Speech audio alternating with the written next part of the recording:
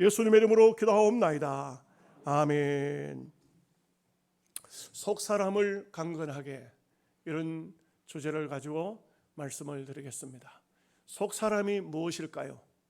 우리는 영과 육으로 사람이 만들어져 있고, 또 실제로 우리가 육체적으로 볼 때도 내 겉모양이 건강해 보여도 속이 병든 사람이 있습니다. 심장이 병이 나고 위장이 탈이 나고 간이 망가진 사람, 이런 사람은 속이 다 상했다, 이렇게 볼 수 있지만, 이거 묘한 것은 육체적인 것과 또 영적인 것과 정신적인 것과 속이 다 있습니다.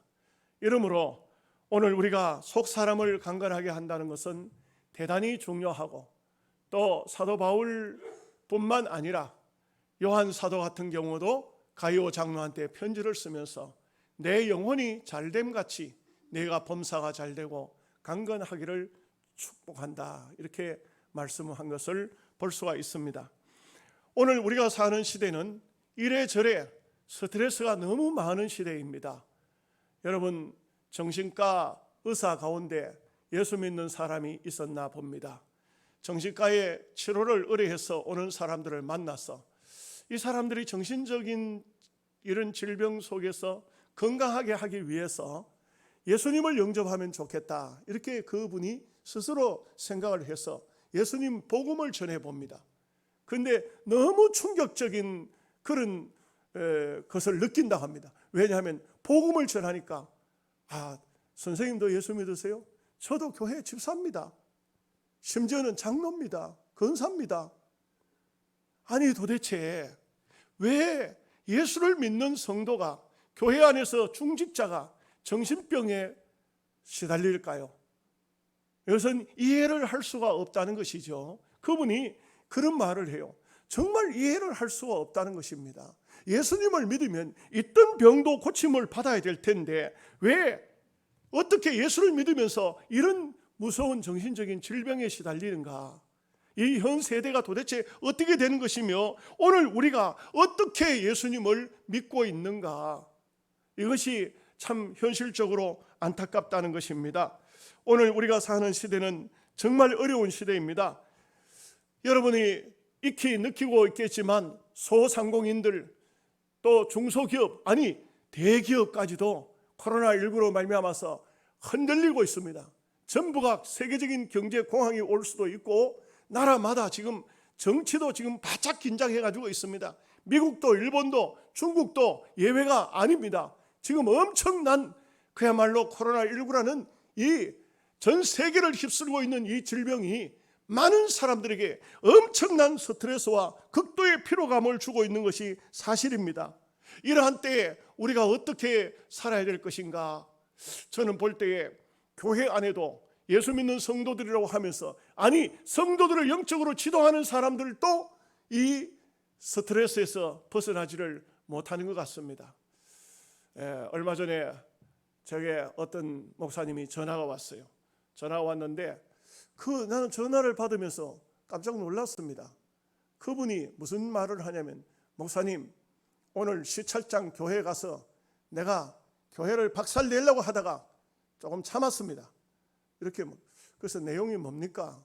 했더니 시찰장 목사님에게 그 노회에다가 사회부에다가 재정을 청원하려고 도장을 찍어달라 하니까 시찰장 목사가 하는 말이, 그거는 시찰장 도장 찍는 게 아니고 본인이 개인적으로 청원을 하면 된다 하니까, 이분이 그래도 도장을 찍어 주시오. 시찰장은 그 도장, 시찰장 도장 아무데나 찍는 것이 아니요, 그거는 본인이 개인적으로 청원을 하는 것이요.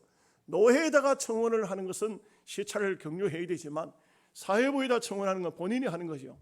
그런데 이 분이 뭐라고 말하냐면은, 시찰장 보고, 야, 이 젊은 놈의 새끼가 왜 말을 그렇게 안 들어? 그러니까 이 시찰장이 하는 말이, 당신은 나이가 몇 살이냐? 나이를 따지니까 한 살이 더 많아요, 그 사람이. 그런데 그래가지고는 말로 싸움이 붙어서 결국은 시찰장 교회에 찾아갔어요. 찾아간 시찰장은 싸우기 싫으니까 피했습니다. 그랬더니 이 사람이 교회 마당에 있는 화분을 발로 차서 깨고 온 사방 난장판을 만들고, 누가? 목사가 그렇게 하는 거는 돌아와가지고 내한테 전화를 한 거예요. 해가지고 뭐라 하냐면은 내가 시찰장 서기한테 그 시찰장 보고 내한테 와서 무릎을 꿇어 용서를 구하지 않으면 죽여버린다고 하라고 그렇게 전하라고. 그래서 제가 그분 보고 그랬어요. 목사님, 시찰장 목사가 잘못한 것이 하나도 없습니다. 목사님이 많이 잘못됐습니다.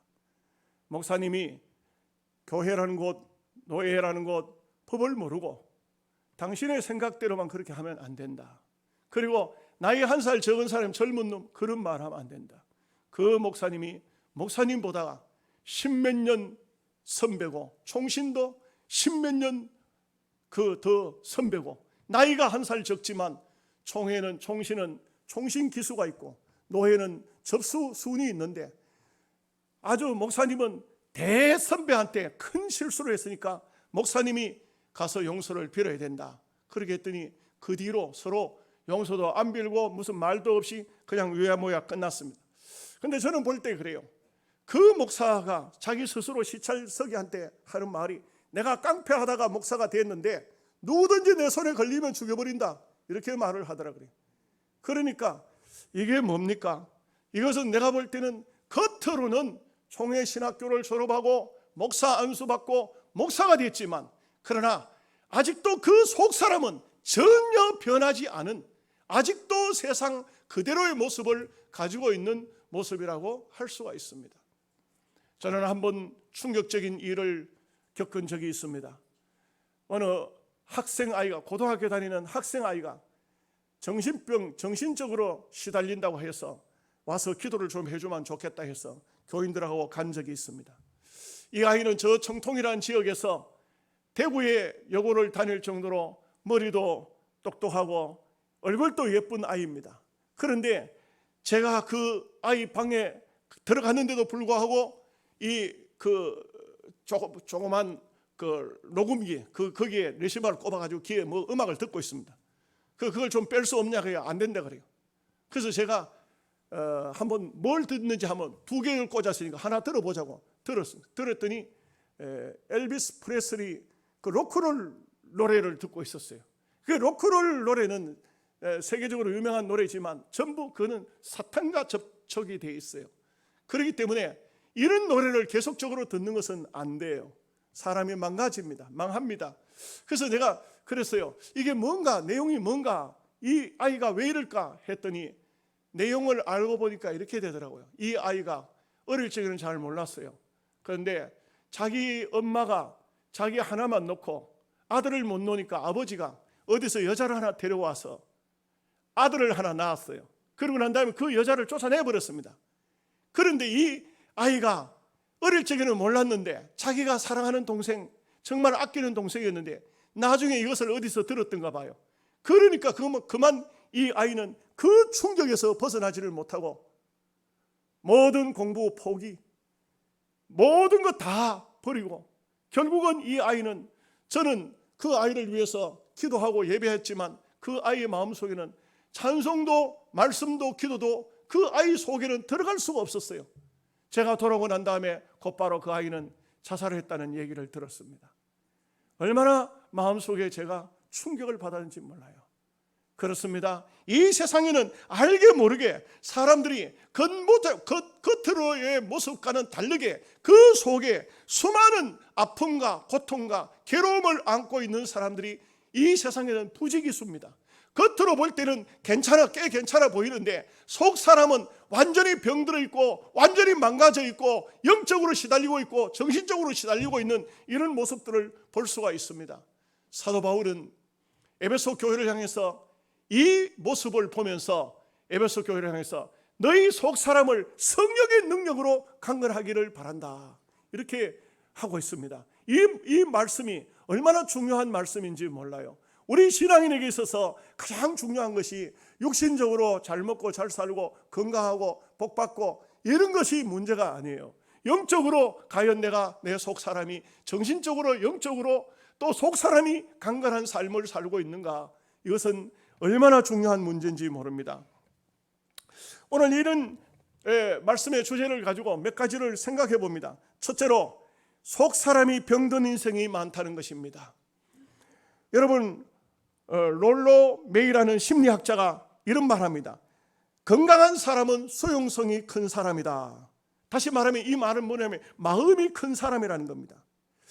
건강한 사람은 마음이 항상 열려있고 마음이 크다. 그렇기 때문에 누가 무슨 말을 하든지 누가 어떤 상처를 주든지 그 건강한 사람은 마음이 넓고 크기 때문에 그 상처에 그 아픔에 그것이 그 속에서 어떤 응어리가 되지 못한다는 것입니다.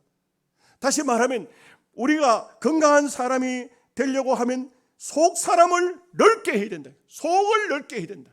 속이 넓어져야 그래야 무슨 소리를 하든지 간에 소화를 해낼 수 있고 이겨낼 수 있고 승리할 수가 있는데, 반대로 속이 우리말로 뭐라 합니까? 패댕이 속 같다. 그거는 패댕이라는 것은 나는 잘 몰라요. 뭔지. 그런 말이 있더라고요. 패댕이는 아마 잘 몰라도 속을 따갈라 보면 속이 없는가 봐요. 너무 속이 적은가 봐요. 우리 성도의 삶이 속이 정말 조그마한 말 한마디도 발끈 화를 내고 막 죽이네 살리네 내 손에 다 주고 이런 사람이 되어서는 안 될 것이라 이거죠. 누가 무슨 말해도 뭐 그럴 수도 있겠지. 시대가 어떠하든 간에 하나님 뜻이 있겠지. 이렇게 넓게 큰 마음, 큰 생각을 가지고 살아가는 사람은 영적으로 건강한 삶을 살 수가 있는데, 반대로 그렇지를 못한 사람은 속이 너무 좁은 사람이라는 거예요. 에리 프롬이라는 사람은 생산적인 생각을 하는 사람이 건강한 사람이다. 생산적인 생각, 좁은 생각 아닙니다. 또 너무 편협적인 생각, 그거 버립니다. 누가 무슨 말했다고 해서 거기에 매달려 있는 사람, 그거 아닙니다. 언제나 생산적인 생각을 하고 있는 사람은 좋아질 거야. 지금 계속해서 구름이 끼고 비가 오지만 멀지 않아서 햇빛이 날 거야. 파란 하늘이 보일 거야. 오늘 뭔가 지금 현재 힘들고 어려워도 반드시 좋은 날 온다. 때가 되면 하나님 복 주신다. 이러한 마음을 가지고 있는 사람이 바로 에리 프롬이 말한 생산적인 사람이라 하는 것입니다. 문제가 있는 사람은 늘 보면은 망하는 얘기만 합니다. 죽는 얘기만 합니다. 안 되는 얘기만 합니다. 육체적인 질병이야 언젠가 어느 순간인가 질병으로 인해서 사람은 끝이 나겠지만, 그러나 죽는 순간까지도 언제나 기쁨과 감사와 즐거움이, 신앙적인 면이, 은혜적인 면이 떠나지 않는 그런 사람이 되어야 할 것입니다. 그래서 성경을 통해서 보면은 사도 바울 같은 경우도 죽음이 눈앞에 왔지만 하나님께서 내게 상을 주실 것이다. 내 달려갈 길 마쳤는데 내게 상을 주실 것이다. 나에게뿐만 아니고 나와 같이 달리기를 한 사람은 다 상을 줄 것이다. 이 얼마나 긍정적이고 얼마나 아름다운 마음을 가지고 있는 것입니까? 무신론주의자였던 철학자 니체는 현대인은 두 가지 병을 앓고 있다. 하나는 자기 자신을 잃어버린 것이고, 두 번째는 자기 자신을 잃어버리고도 모르고 살고 있는 비극이다. 이렇게 말하고 있어요. 자기 자신을 모르고 있어요. 자기를 모르고 있는 것입니다. 서울에서 목회하고 계시는 어떤 목사님에게 아마 신앙인이 아닌 사람이 목사님에게 상담을 하고자 하니까 힘드니까 편지를 써서 보낸 것 같습니다. 자기 남편이 큰 회사에 다녔는데 갑자기 회사에서 명퇴를 선언합니다. 그래서 이 남편이 명퇴를 했는데 하고는 그 자금을 받아가지고 사업을 시작했는데, 이 사업을 함께 했던 사람이 사기꾼이었어요. 모든 재산이 다 날아갔습니다. 살던 집도 저당 잡혔습니다. 이 사람은 그야말로 아주 복된 삶을 살다가 하루아침에 그만 그 집안이 풍비박산이 나버린 것입니다. 이 사람은 그 스트레스를 견디지 못하고 부인에게 유서를 써놓고 자살을 해버렸습니다. 그런데 이 문제는 부인입니다. 아이들이 둘입니다. 고등학교 다니는 아이가 있고 중학교 다니는 아이가 있었습니다. 그야말로 이 부인은 정말 남편과 아이 둘을 키우면서 내만큼 행복한 사람이 어디 있느냐, 그렇게 살고 있던 사람이 하루아침에 청천벽력 같은 일들이 벌어진 것입니다. 남편은 회사에서 쫓겨나고 그 모든 돈은 사기를 당하고 살던 집까지 다 빼앗기고 이 부인은 죽고 싶은 생각이 하루에도 몇 번씩 났다는 겁니다. 그러나 죽고 싶어도 죽을 수 없는 그 이유는 아이들 둘을 두고 내가 죽으면 저놈들은 어떻게 되나, 이 생각 때문에 죽을 수 없는 그런 입장인데, 목사님, 내 같은 경우는 어떻게 해야만 되겠습니까? 하는 그런 편지였습니다. 목사님이 그 편지를 받아서 읽으면서 너무나도 마음이 아팠습니다. 도대체 이분에게 무슨 말을 해줘야 될까? 그럴 때에 그래도 목사님은 답을 해줘야 돼서 편지를 씁니다.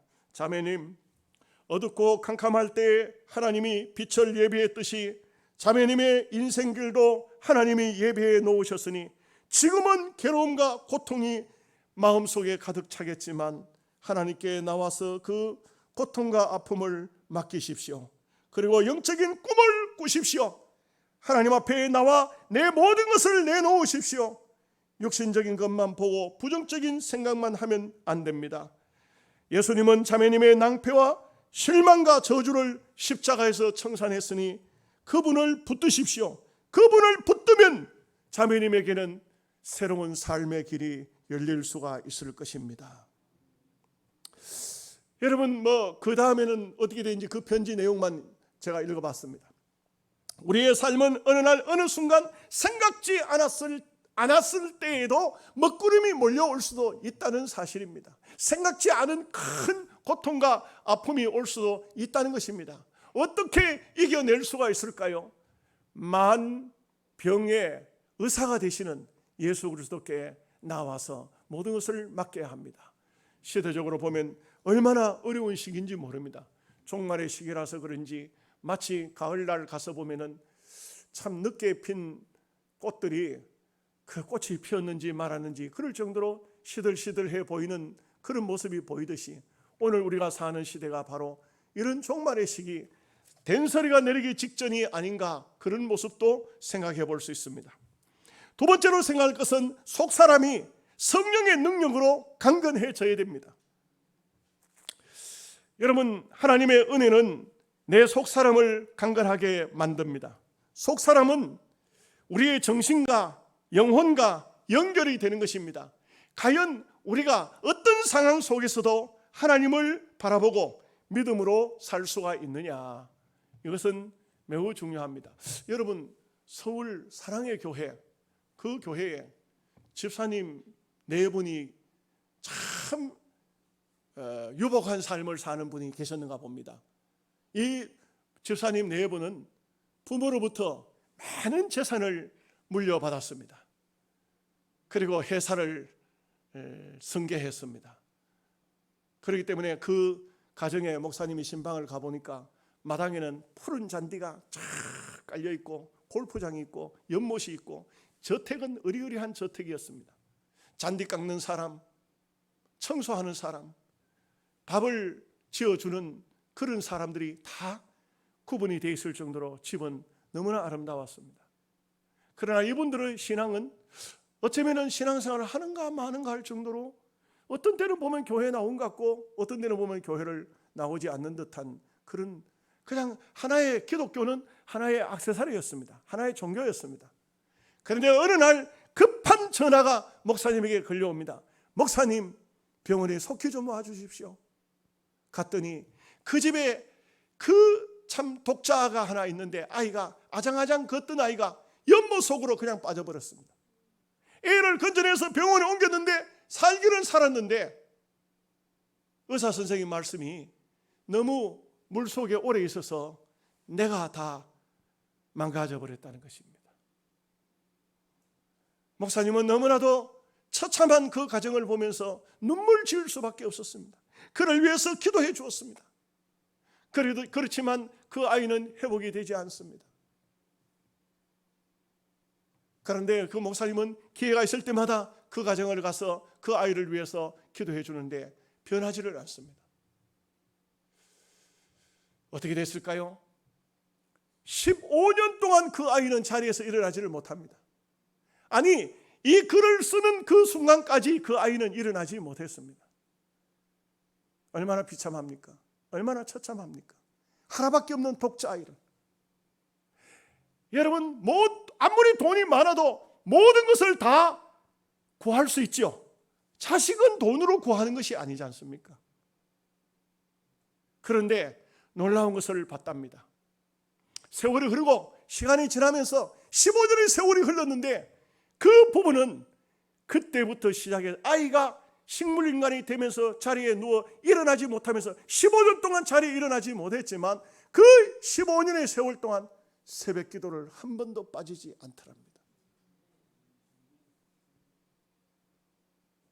그 가정에 가서 예배를 드리는데 그 식물인간 된 아이를 깨끗이 씻어서 눕혀놓고 그 부부가 그 옆에 앉아서 목사님과 함께 예배를 드리면서 이런 말을 하더랍니다.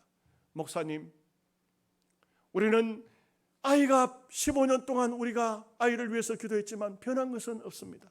그저 손만 붙어 있는 것뿐입니다. 그렇지만 우리는 하나님을 원망치 않습니다. 우리는 이 아이 옆에서 매일같이 가정 예배를 드립니다. 여러분, 무엇을 얘기하고 있을까요? 이 가정의 이야기는 어떤 얘기일까요?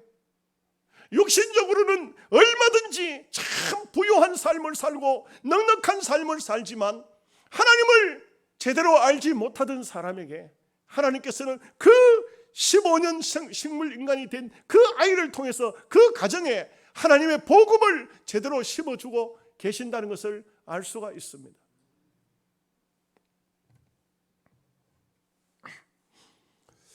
정봉덕 장로님이란 분이 계시는데 이분이 국민일보에 자신의 일대기를 연재했습니다. 이분은요, 태어난 지 열흘 만에 어머니가 세상을 떠났고 중학교 때 아버지가 세상을 떠났다고 합니다. 그때가 일제시대 때였는데 어린 몸에 굶어가면서 1인 3역을 했다고 합니다. 해방이 되자 혈혈단신 남한으로 내려왔는데 그 어느 누구에게도 한 번도 사랑을 받아본 적이 없다고 합니다. 그렇지만 이 사람은 하나님을 믿었고 그리고 말씀대로 살고자 최선을 다했더니 하나님께서 많은 물질의 복을 주셨다고 합니다. 많은 물질의 복을 주셨지만 그 물질에 전혀 연연하지 않고 언제나 자기의 그 모든 물질을 자기를 위해서 쓰지 않고 하나님의 영광을 위해서 주님의 교회와 가난한 이웃들을 위해서 썼다고 말을 합니다. 그러면서 이런 말을 합니다. 육신적으로 나를 도와준 사람은 아무도 없지만 내가 하나님을 붙들고 있는 한 하나님은 나를 버리시지 않으셨다. 하나님이 끝까지 그 분을 붙들어 주셔서 하나님 앞에 많은 영광을 돌릴 수 있었다는 것을 말해주고 있습니다. 마귀는 우리의 속사람, 인간적인 욕심, 탐욕으로 가득 차 있을 때에 언제나 그 속에 접근을 하도록 되어져 있습니다. 옛날부터 그렇게 말하고 있습니다. 건강한 삶을 사는 방법. 이것은 여러분들이 아마 저한테뿐만 아니고 수도 없이 많이 들었던 말씀일 겁니다. 하나님의 말씀을 가까이 하라. 말씀이 영적인 양식이다. 그 다음에는 두 번째는 우리가 건강한 삶을 살기 위해서는 기도하는 삶을 살아라. 기도는 영적인 호흡이다. 그렇게 말하고 있습니다. 세 번째는 전도의 삶을 살아야 된다. 우리가 옆에 어떤 사람이 병들어 죽어가고 있는데도 그 사람이 살 수 있는 방법을 알고 있으면서도 전해주지 않는다면 그 사람은 악한 사람입니다. 죽든지 살든지 내버려 두는 사람이 있다면 그거는 못된 사람입니다. 우리가 영적으로 복음이라는 것은 그와 같은 것입니다. 거기 한 영혼이 지금 죽어가고 있는데 그에게 하나님 말씀을 전해주어서 그를 하나님 백성 하나님 앞으로 이끌어 나오면 산다고 하는 것을 가르쳐 줘야 되는데도 불구하고 가르쳐 주지 않는다면 우리는 악한 사람이라고 할 수가 있습니다. 우리가 속사람이 성령의 능력으로 새롭게 되는 것은 바로 이와 같은 하나님의 은혜가 심령 속에 있어야 되는 것입니다. 세 번째는 우리의 속사람은 성령의 능력으로 강건한 사람이 되어야 됩니다. 우리가 살고 있는 이 세상은 살벌한 세상입니다. 한마디로 말하면 먹느냐 먹히느냐 죽느냐 사느냐. 참 요즘의 사람들은 마음에 여유가 잘 없고 세상이 얼마나 악한지 N번방 이야기, 그 박사방, 그 어린 아이들이 벌써 아마 제가 늘 그렇게 말씀드렸습니다만 가을에 싹이 나서 안 될 식물이 때로 이렇게 봄에 꽃이 피어야 될 식물이 가을에 꽃이 피웁니다. 그러면요 꽃이 피면서 바로 씨앗이 맺혀버리는 걸 볼 수 있어요. 뭘 말합니까? 아주 그 가을은 아주 긴박한 계절이잖아요, 그죠? 겨울이 곧 올 거잖아요. 요 식물도 아니까 그렇게 되는 것처럼 요즘에는 아이들이 보통 아이들이 아니에요. 보통 아이들이 아니에요. 얼마나 세상이 빠른지 몰라요. 예. 제가 아침에 양복을 입고 나오는데 손녀가 집에 있다가 하는 말이, 할아버지, 왜? 하니까 할아버지 양복 입으니까 멋있어요. 평상시에도 멋있었지만 양복을 입으니까 더 멋있어요. 요즘에 우리는 어릴 적에 그런 말을 할 줄도 몰랐고 생각지도 안 했어요. 요즘 애들은 애들이 아니에요. 우리가 살고 있는 이 시기가 얼마나 종말의 시기가 가까이 왔다는 것을 알 수가 있습니다. 시대가 악할수록 성령의 능력을 받아야 됩니다. 성령이 충만해야 됩니다. 여러분, 성령의 경험을 한 사람과 하지 않은 사람의 차이점은 천지 차이입니다. 방언이 중요한 것이 아니고 방언을 해봤느냐, 신유의 은사가 중요한 것이 아니고 신유를 해봤느냐, 이것은 매우 중요합니다. 정말 말씀에 깊이 들어가 봤느냐, 이게 중요한 것입니다. 제가 한 몇 주 전에 감산기도원에 집회를 월요일 날 저녁부터 시작해가지고 목요일 날 저녁까지 집회를 했죠. 그런데 기도원 집회가 이거는 육신적으로는 반 죽는 것 같아요. 내가 보니까 하루에 4번입니다. 새벽기도, 오전 10시 반, 오후 3시, 저녁 7시 반 이렇게 해가지고 하고, 화요일 날은 11시에 또 심야기도에 또 들어갑니다. 계속 설교하는 겁니다. 계속 설교하는, 말씀 전하는 겁니다. 그리고 말씀 끝나면 통성기도 시키고 내가 앞에서 기도 인도하는 겁니다. 이게 보통 일이 아니에요. 예, 보통 일이 아니에요. 그런 막 육신적으로는 굉장히 힘들어요. 그런데 그 기도원에 있는 사람들이 외부에서 온 사람 별로 많지 않아요. 그 대부분 직원들입니다. 이 직원들인데, 그런데 그 중에 이제 특이한 것이 중국에서 사업을 하던 사람이 한국에 나왔다가 중국에 들어가는 길이 딱 막혀버렸어요. 못 들어가는 겁니다. 2 가정이 기도원에 와 있어요. 그러니까 이분들이 아마 기도원에 가자 이렇게 해서 기도원에 왔던 것 같아요. 기도원에 왔는데, 이분들은 한 분은 그 중국 창평 쪽에서 사업을 하는 분이고, 또 한 분은 또 어디라 하든가 뭐 거기서 저한테 명함을 주면서 중국 오거들랑 꼭 연락을 좀 해주라고, 자기가 잘 대접하겠다고 그렇게 하면서 명함을 줬는데, 그 2 가정이 그래 와 있었어요. 애들까지, 어린애들 한 가정은 또 어린애들까지 있었어요. 이랬는데, 이분들이 여러분 뭐 우리가 다 마찬가지지만 사업에 바쁘고 그러다 보면 신앙생활을 제대로 할 수가 없었겠죠. 기도원에 온다고 왔는데 기도원도 코로나19로 말미암아서 집회가 딱 중단이 됐어요. 직원들끼리 모여 앉아서 성경 읽고 찬송 부르고 성경 읽고 그렇게 하다가 도저히 힘드니까 저한테 와서 한 주간 집회를 해달라고 해서 갔지 않습니까? 갔는데 2주간을 계속해서 룻기서 성경을 1장 1절부터 마지막 목요일 날 밤에 다 끝을 내고 제가 돌아왔습니다. 그런데 그 룻기 성경을 계속 배우는 가운데 그분들 중국 사람 2 가정이 이런 얘기를 해요. 목사님, 우리는 하나님 말씀을 이렇게 깊이 있게 들어본 적도 없고 접해본 적도 없고 이 말씀을 이렇게 듣고 기도해 본 적은 더더욱 없습니다.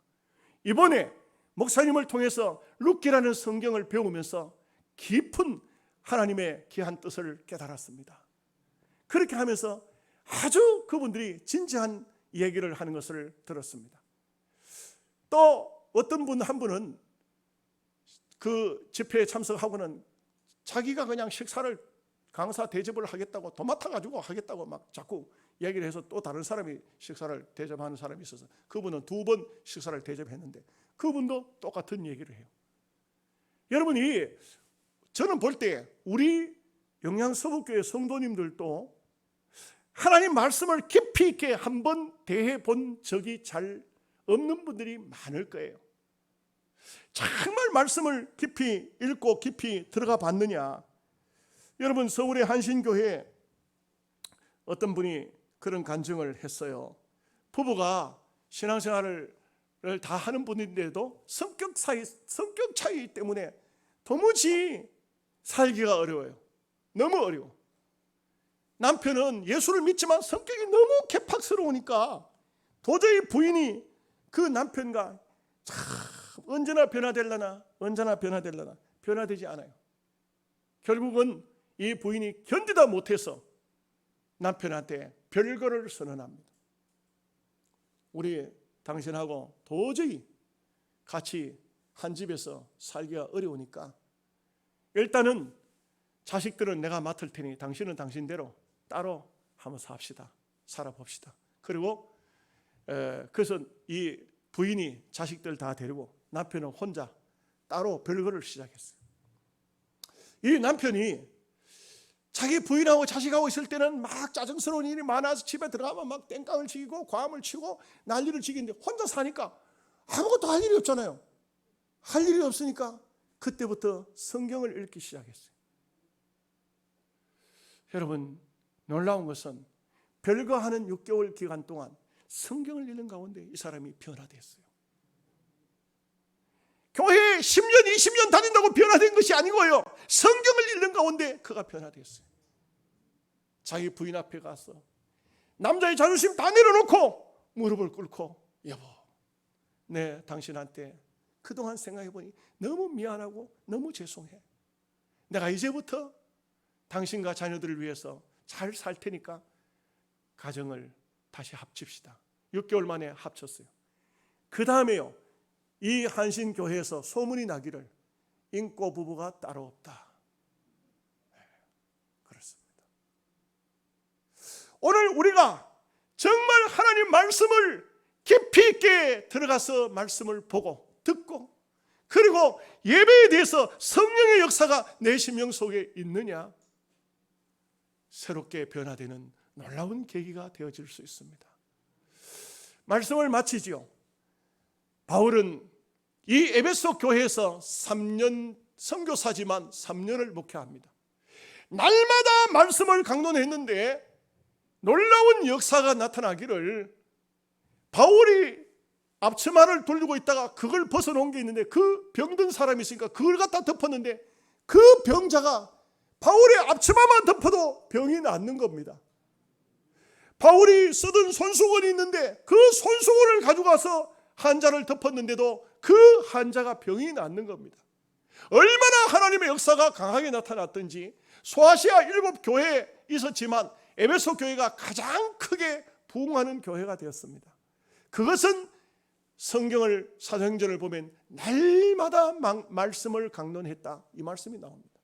날마다 말씀을 강론할 때에 이렇게 하나님은 우리의 속사람을 변화시켜 새 사람으로 만들어주는 놀라운 역사가 있는 것입니다. 여러분, 주의 성령이 여러분의 심령을, 여러분의 속사람을 강건하게 만들어주시는 귀한 역사 있으시기를 주님의 이름으로 축복합니다. 아멘. 기도하겠습니다.